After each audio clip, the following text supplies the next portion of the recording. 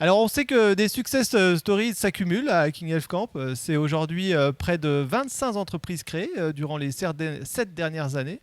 On est fiers de pouvoir donner vie à toutes ces idées et on est aussi très heureux de pouvoir voir que des projets avancent et trouvent leur marché. Et avec nous aujourd'hui, une entreprise qui a participé plusieurs fois à Hacking Health Camp et qui, lors de sa dernière participation, a eu l'idée de prototyper un simulateur de ponction lombaire. C'était en 2018. Aujourd'hui, c'est devenu un produit commercialisé. Et pour en parler avec moi sur le plateau, Pierre-Jean Bensoussan de la société Insimo. Salut Pierre-Jean, comment tu vas ? Salut, ça va très bien. Et toi ? Écoute, ça va entendu que ça se passait bien. Ouais, ça tourne. Hein. Un projet à fond, tu connais bien. Vous avez présenté les projets, vous avez participé dans les projets. On a sponsorisé Vous avez aussi. sponsorisé l'événement. Bien longtemps. Ouais, non, mais c'est cool. Merci pour l'invitation. Donc effectivement, moi je vais faire un petit retour de témoignage sur un projet sur lequel on a travaillé au Hacking Health il y a maintenant 2 ans, qui s'appelait Simencare, qui s'appelle toujours Simencare. Enfin, c'est le nom du produit, on n'a pas rebaptisé.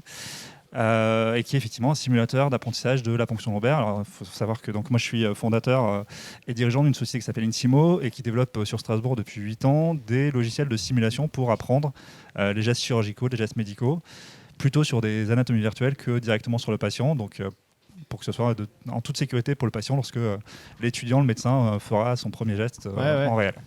Donc ça, c'était la thématique qu'on avait abordée sur la PL, enfin sur la ponction lombaire. J'ai amené ça, je ne sais pas si ça t'intéresse. C'est bien. Hein je ne sais pas à qui on parle, mais bon, donc la ponction lombaire, ça consiste à enfoncer des aiguilles qui sont plutôt très longues, avec des gabarits comme celui-ci.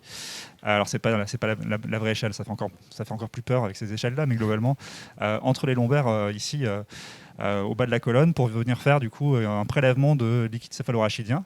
Voilà, c'est en général un geste de diagnostic qui est fait par les médecins et qui est fait justement assez tôt finalement dans la carrière des jeunes médecins. Ça peut arriver qu'un externe ou un jeune interne se retrouve obligé en fait de faire sa première ponction lombaire un soir aux urgences pendant ses stages. Et il faut savoir que n'allez pas aux urgences pour faire une ponction lombaire. C'est un geste qui est très redouté en fait, à la fois par les patients qui sont anxieux quand il va arriver ce type d'aiguille, et par les jeunes médecins effectivement qui doivent les pratiquer pour la première fois parce que on te l'enfonce quand même dans la moelle épinière. On te l'enfonce, alors pas dans la moelle épinière justement, normalement c'est dans une zone, c'est ce qu'ils appellent la queue de cheval, donc c'est à la fin de la moelle épinière pour pas endommager justement la moelle épinière, mais justement il faut bien viser. C'est un peu le principe.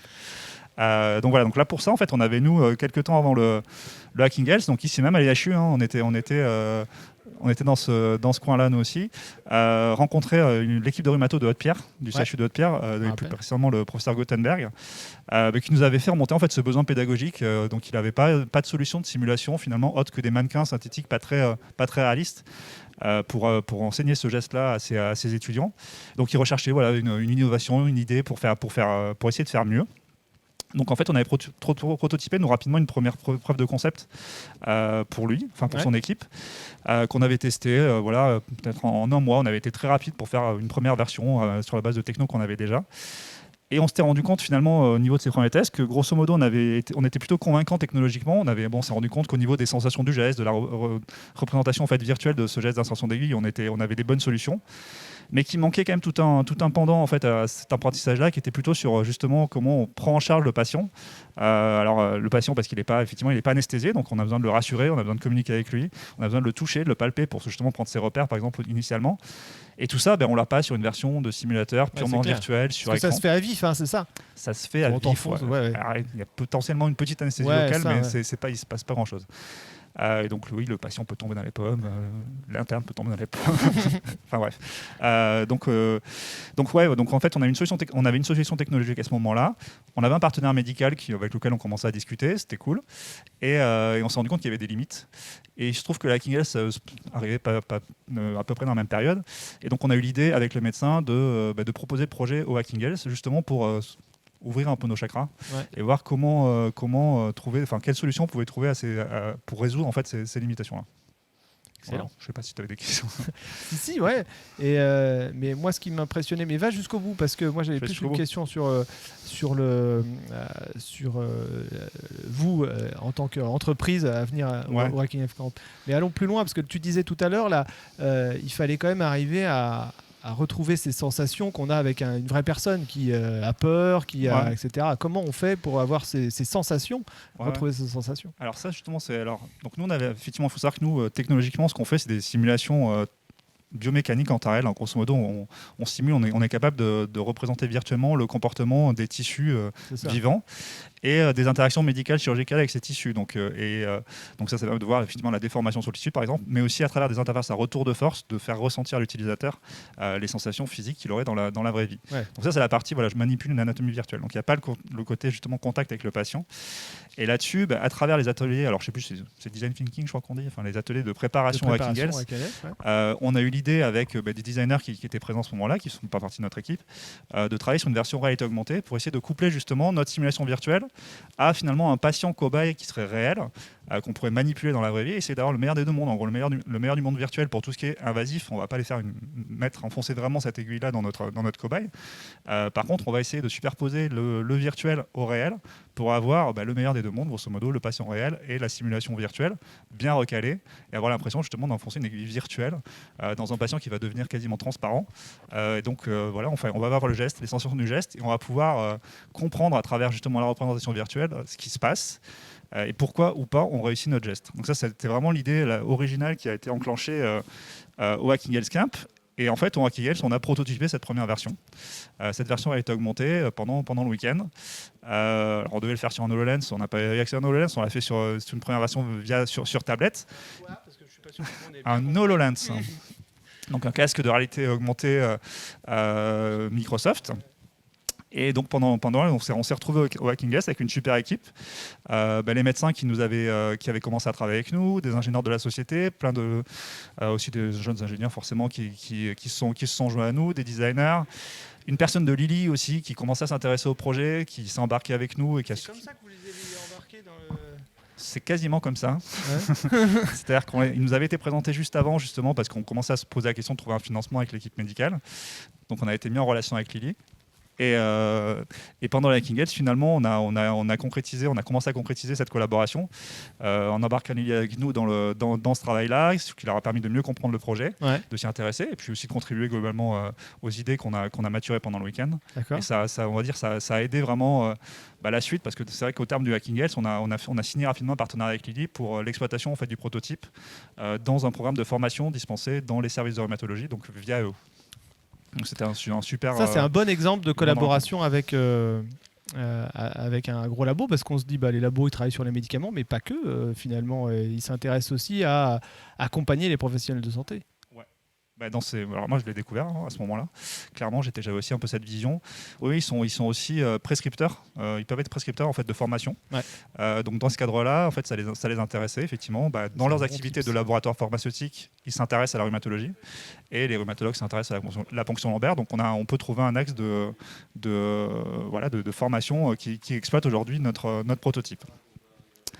Donc pendant la Hacking Health, ça a été vraiment super cool pour nous. On a bien avancé, on a obtenu un prix. Et on a su, je pense, assez bien rebondir sur ce prix, à la fois en termes de visibilité, parce qu'effectivement, on a eu tout de suite un peu de presse, même un petit France 3 Alsace, tout ça. On a mis un coup de projecteur sur le projet, ce qui était très cool. Ce qui aide aussi à aller chercher des financements derrière, très clairement. On a travaillé avec toi, parce que je faisais partie, toi et BioValley aussi, qui faisaient partie, en fait, en gros, du prix. Voilà, on accompagne, mais c'est vrai, il faut le dire, on a des projets où on accompagne les clairement, Hacking Health nous a aidé à récupérer justement un casque HoloLens auprès de Microsoft derrière. On a pu payer aussi une formation au développement sur HoloLens, qui était quelque chose de nouveau pour Insimo. On a été mis en relation aussi avec des partenaires. On s'est rendu compte pendant le Hacking Health qu'il y avait une composante autour du son qui était très importante pour ce type aussi d'apprentissage, pour justement avoir se représenter l'état émotionnel du patient, pour pouvoir suivre aussi la communication avec le patient. Enfin, tous ces éléments-là sont aussi à prendre en compte dans l'apprentissage. Du coup, via BioValley, on a été mis en relation avec Coralie Diatkin, qui est une designer sonore ici sur Strasbourg, avec laquelle on a monté un projet. Alors, sur Strasbourg, on a un dispositif qui s'appelle Tango Scan, qui permet justement de coupler des entreprises un peu comme les nôtres avec des industries créatives. Est-ce qu'on l'a demain pour expliquer le principe, Coralie ou Tango Scan. Alors, c'est pas Coralie, mais Tango Scan, candidat. C'est accro pour présenter Tango Scan, parce que c'est aussi des opportunités pour certains projets de trouver du financement. Ouais, carrément. Ça a été le cas pour nous, et ça a été été la possibilité de travailler donc à la fois avec Coralie et avec Yvan Freund. Je pense qu'il fait partie un peu des gens que tu connais qui aussi, était coach autour de la King à une aînée, qui était dans une équipe qui a réussi Kediag. Oui. Voilà. C'est un écosystème. Donc Yvan, il travaille avec nous sur le design plutôt visuel. Ouais. Et en fait, tous ensemble, à la sortie de la King S, en gros, on a travaillé à la conversion en gros, de la preuve de concept, le proto, voilà, qu'on fait un peu à l'arrache quand même pendant 2 jours. Faut pas voilà, en général, il faut le casser, on a les idées, mais on a amené ça vers un vrai MVP sur HoloLens, avec le son, avec un rendu sympa, avec une simulation plus évoluée. Et il y a un retour de force, hein, c'est ça, hein? Et le retour de force, le retour de force qu'on avait déjà un peu travaillé, mais qu'on a beaucoup amélioré par la suite. Qui est un système à tiers que vous avez rajouté. Ouais, c'est un système commercial, c'est des petits bras haptiques, on appelle ça. Donc c'est des petits bras robotiques qui permettent en gros de suivre en fait les gestes d'un utilisateur et de retranscrire à travers justement le contrôle des moteurs, les sensations, le retour de force. Et effectivement, dans le contrôle de ce type d'aiguille, ce qui est important, c'est que pour savoir où on est, on n'a pas, on voit rien normalement. Donc on a uniquement les sensations justement des différents ligaments qu'on va perforer. Et c'est par cette succession en fait de petits ressentis. Retour de force, que le médecin sait à peu près sait où il est. C'est là qu'on se demande, mais comment il faisait avant pour apprendre sur des morts? Ils le font sur des mannequins synthétiques. En fait, ils le font sur des mannequins aujourd'hui. Donc sur des mannequins et ça présente plusieurs inconvénients. Enfin, c'est ce que nous on essaie de. Oui, parce que le mannequin il contracte pas. Enfin, si, il arrive à. Non, le mannequin réagit pas. Hein. Il est clairement. Il réagit pas beaucoup. Il réagit pas beaucoup. Et en plus, le mannequin il a le gros désavantage d'être un objet physique, c'est-à-dire que quand on lui enfonce une fois une aiguille dans son dos, il a un trou. Et donc progressivement, en fait, effectivement, il y a beaucoup en fait de matériaux qui sont périssables en fait. Donc il faut renouveler certains matériaux. Les sensations haptiques que vont avoir les premiers étudiants ne seront pas celles qu'ont les suivants parce que justement ils vont repasser potentiellement à travers des orifices faits par d'autres. Et puis en plus, il n'est pas transparent, donc en fait, on n'a pas non plus la compréhension immédiate de où est-ce que je suis, pourquoi ça marche pas, pourquoi j'ai du liquide, pourquoi j'ai pas de liquide. Et pédagogiquement, ça limite un peu l'apprentissage. Donc c'est vraiment parti du cahier des charges qui nous a été demandé par l'équipe de Haute-Pierre dès le départ. C'était comment est-ce que on peut faire mieux pour mieux comprendre. D'accord. Voilà. Et donc c'est vous qui faites les formations aujourd'hui ou c'est vous qui fournissez les outils pour la formation à des gens qui font les formations? En fait, alors à travers Lily, on fait un peu les deux. On fournit le simulateur. Alors ça, c'est hyper intéressant. Alors ça, je souhaite à tout le monde de monter ce type de partenariat parce qu'effectivement, ils nous permettent d'exploiter le prototype et ses différentes versions. Donc on a du feedback terrain immédiat, dès qu'on en a besoin. Donc on peut itérer avec du feedback d'étudiants très très très facilement. Et effectivement, donc sur le training, en général, on va, la façon dont ça s'est passé, on fait des staffs, on participe à des staffs avec les équipes médicales. Donc là, il y a nous on amène notre simulateur, on explique comment l'utiliser, mais il y a des professeurs, il y a des médecins qui sont là et qui encadrent la session avec leurs étudiants. Nous, on n'a pas la légitimité médicale pour faire l'entraînement. Par contre, on commence à connaître un petit peu le truc quand même. Mais voilà. Mais en fait, il y a quand même la formation du formateur. Finalement, il faut quand même apprendre à utiliser un peu l'outil ou c'est assez intuitif? C'est assez intuitif. C'est assez intuitif. Pour l'instant, c'est assez. Il y a le casque et tout. Il y a tout le matos. On fait des versions. On fait les deux versions sur desktop et avec le casque HoloLens. Mais alors là, je reviens. Je ne sais pas si vous voulez encore en parler. Non, c'est bon. Moi, ce qui m'intéressait surtout aussi, c'est vous aviez une boîte qui tourne, un produit qui marche, et vous êtes quand même venu vous faire challenger au hackathon, alors que finalement, quelque part, tu n'avais pas déjà les clients, puisque c'est vrai que tu as rencontré Lily, etc. Mais pourquoi, quand on a déjà une boîte existante, nous on voit beaucoup de gens, des étudiants, etc., ou des gens qui veulent changer, qui veulent démarrer quelque chose de nouveau. Vous étiez en pleine croissance, vous auriez pu vous débrouiller tout seul. Qu'est-ce qui t'a fait dire, tiens, c'est quand même au Hacking Camp qu'on va venir, on va y aller quand même pour tester ce produit? Parce qu'on était... Alors, cette idée. Bon, déjà parce qu'on aime bien le Hacking Camp et que on reste un peu geek et l'ambiance, l'énergie qu'on a au Hacking Camp, elle est positive. Mais là, globalement, on était au tout début d'un projet. Donc, ce que je disais au départ, on avait identifié un besoin avec une équipe médicale. On avait une première preuve de concept faite en même pas un mois avec un ingénieur chez nous. On était au tout début. Et on se posait la question de la suite. En gros, est-ce qu'on continue? Est-ce qu'on investit plus? Est-ce que c'est vraiment une bonne idée ou c'est la vision d'une seule équipe médicale? Toutes ces questions qu'on doit se poser à chaque fois qu'on démarre un projet. Et en fait, pour moi, le Hacking Health, c'était un peu essayer de répondre à ces questions rapidement.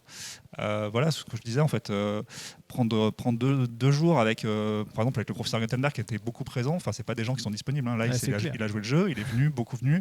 Donc, on a pu échanger énormément. On a imaginé tous ensemble finalement un produit qu'on n'avait pas encore forcément en tête. On a fédéré cette équipe parce que les gens commençaient à travailler un petit peu ensemble, mais on n'avait pas encore structuré tout ça. Ouais. Le Hacking Health, il a permis, alors, à la fois pendant le week-end et du fait d'être allé chercher des financements derrière, de se structurer, de devenir beaucoup plus efficace, d'aligner nos visions aussi. Pour moi, ça a été un bon catalyseur en fait. Et derrière, on a, tout bêtement, moi je trouve qu'on a essayé de surfer sur la vague le plus longtemps possible, donc ça nous a ramené jusqu'au trophée d'innovation en fin d'année sur ce même projet. Voilà, il y a tout eu un continuum. Ce que je disais, grosso modo, pour moi, en termes de communication, financement, prix. Bon, Covid, du coup, interruption. Mais globalement, il y a eu. Effectivement, pour moi, c'était dynamiser ça, voir tester une initiative. Et puis aussi, s'entourer d'autres compétences que les nôtres en fait en interne. Je pense qu'on n'aurait pas eu ces idées-là si on n'était pas venu en fait. Ça c'est clair, ça c'est un vrai apport. Donc ça, c'était une bonne façon de. Et donc après, c'est des gens qui sont venus chez Insimo ou continuent à collaborer en partenariat. Ça a été que du partenariat. D'accord. Alors sur les jobs créatifs. Chez Insimo, en fait, il se trouve qu'à ce moment-là, on avait une stagiaire qui a travaillé sur le projet, effectivement, qu'on a engagé derrière en tant que chef de projet sur ce projet-là, parce que finalement, elle s'est vachement impliquée, le projet l'a intéressée, donc clairement, ça a donné de la continuité à son rôle dans l'entreprise. Elle est toujours en charge du projet aujourd'hui. Après les partenariats avec l'équipe médicale se sont concrétisés. C'est surtout avec Lily que ça a bien avancé. Ouais. On a pu signer un contrat derrière et même on est arrivé au stade là assez récent avec l'équipe médicale. On est en train de rentrer dans une phase maintenant de validation clinique, d'essais cliniques sur le simulateur. Donc maintenant, il y a un essai clinique sur le simulateur. Ouais, voilà, il y a une étude clinique qui a été donc du coup l'équipe de Haute-Pierre là qui suit le développement. Alors le simulateur a bien évolué, il est beaucoup plus avancé aujourd'hui. Et en fait, ils ont monté un protocole clinique pour valider son apport pédagogique à la fois auprès des étudiants, mais aussi du point de vue du ressenti du patient, voir si en gros un patient qui a une ponction, en gros. Pour des étudiants qui vont réaliser leur première ponction lombaire, est-ce que en étant basé sur le simulateur, le patient va ressentir moins de douleur? Donc il y a la learning curve de l'étudiant, mais aussi le ressenti du premier patient quand il va subir sa ponction. Donc c'est un essai clinique qui va durer longtemps parce qu'il faut trouver beaucoup de candidats et c'est compliqué parce qu'il faut des tout jeunes qui n'ont jamais fait de ponction. Mais ça démarre. Alors ça a été décalé 2 fois, mais là on est censé démarrer en juin.